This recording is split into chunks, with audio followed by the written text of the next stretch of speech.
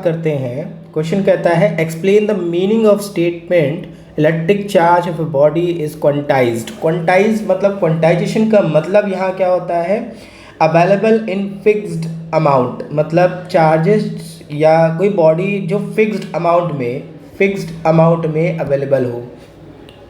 जैसे अगर हम मार्केट में कुछ खरीदने जाते हैं, जैसे मार्कर खरीदने जाते हैं, जैसे एक पेन खरीदने जाते हैं, तो पेन हमें 1 या 2 या 3 मिलेगा, 1.5, 2.5, 3, 3.25, 3.25 इस तरह से नहीं मिलेगा। तो वो जो है पेन जो हम खरीदने जा रहे हैं वो फिक्स अमाउंट में, यानी 1 ले सकते हैं, 2 ले सकते हैं, 3 ले सकते हैं, 4 ले सकते हैं, लेकिन 2.5 या 1.5 हम नहीं ले सकते हैं।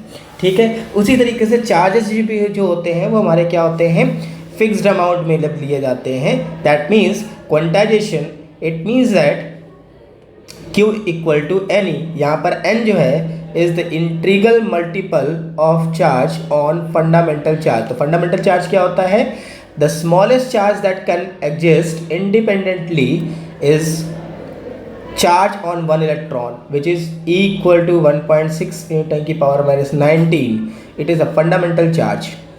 हाँ, कुछ चार्जेस और जो अवेलेबल हुए हैं क्वार्क, जो आपके रेशियो में हो सकते हैं 3/2, लेकिन वो इंडिपेंडेंटली एग्जिस्ट नहीं करते हैं। जो चार्जेस इंडिपेंडेंटली एग्जिस्ट करते हैं that means electron, charge on electron, इसका इंटीग्रल मल्टीपल जब करेंगे तो हमें क्वांटाइजेशन मिलेगा।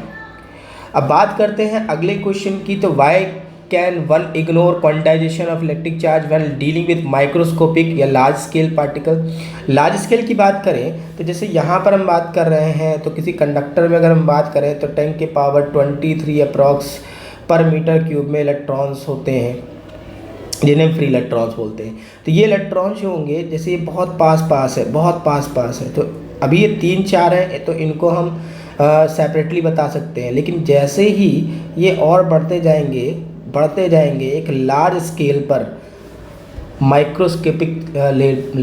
माइक्रोस्कोपिक लेवल पर, तो ये चार्जेस इतने ज़्यादा हो जाएंगे कि इनको सेपरेटली काउंट करना क्या होगा, पॉसिबल नहीं होगा।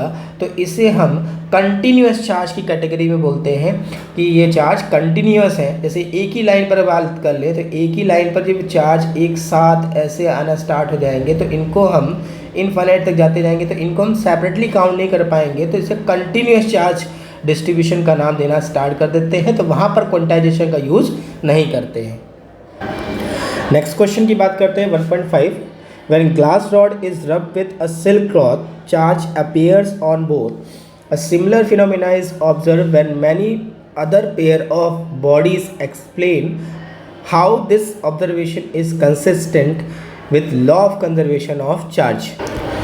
तो अगर हम बात करें चार्जिंग मेथड की, तो एक चार्जिंग का method that is charging by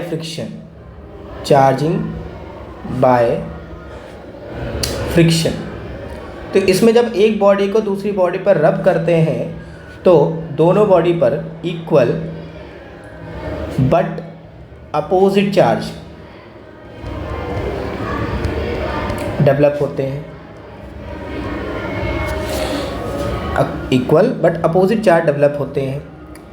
इसका मतलब कि अगर हम टोटल चार्ज की बात करें तो टोटल चार्ज जो होगा, net charge on the system of 2 rubbing bodies is 0। Net charge of the system of 2 bodies is 0। मतलब जितना चार्ज एक बॉडी पर है दूसरा चार्ज दूसरी बॉडी पे उतना ही चार्ज होगा, बट अपोजिट अमाउंट में होगा, और दोनों को ऐड करेंगे तो क्या होगा, नेट चार्ज हमारा 0 होगा। जैसे कि एग्जांपल के तौर पर समझ सकते हैं, जब हम ग्लास रॉड को रब करते हैं सिल्क पर तो इक्वल और अपोजिट चार्ज होते हैं, डेवलप हो जाते हैं बॉडीज़ पर, और टोटल चार्ज अगर हम देखेंगे तो क्या आएगा, वो 0 आएगा। तो जो ये बताता है कि लॉ ऑफ कंजर्वेशन चार्जेस को, मतलब चार्जेस को ना ही हम डेवलप कर सकते हैं ना ही हम डिस्ट्रॉय कर सकते हैं, बट हम एक बॉडी से दूसरी बॉडी पे ट्रांसफ़र कर सकते हैं। यहाँ जानने वाली बात ये है कि जो चार्जेस हम ट्रांसफ़र कर रहे हैं वो केवल इलेक्ट्रॉन ही है, पॉजिटिव चार्ज ट्रांसफ़र नहीं होते हैं। अगर किसी बॉडी पर अगर हम नेगेटिव चार्ज की बात कर रहे हैं रब करने पर, तो मतलब क्या हुआ कि उसने कुछ इलेक्ट्रॉन्स एक्वायर कर लिए हैं दूसरी रबिंग बॉडी से। ठीक है, अगर हम बात कर रहे हैं इसकी, इस वाली बॉडी की, कि अगर ये अपने इलेक्ट्रॉन उसको दे देगा तो मतलब क्या हो जाएगा, इस वाली बॉडी ए पर नेगेटिव चार्ज आएगा, बी पर क्या होगा, पॉजिटिव चार्ज आ जाएगा। तो बी पर पॉजिटिव चार्ज कैसे आया, क्योंकि इसने अपने इलेक्ट्रॉन्स ए को दे दिए हैं, मतलब इस पे इलेक्ट्रॉन की डिफिशियंसी हो गई, तो डिफिशियंसी है तो ये पॉजिटिवली चार्ज हो गया, और इसमें एक्सेस ऑफ इलेक्ट्रॉन हो गए तो ये नेगेटिवली चार्ज हो गई।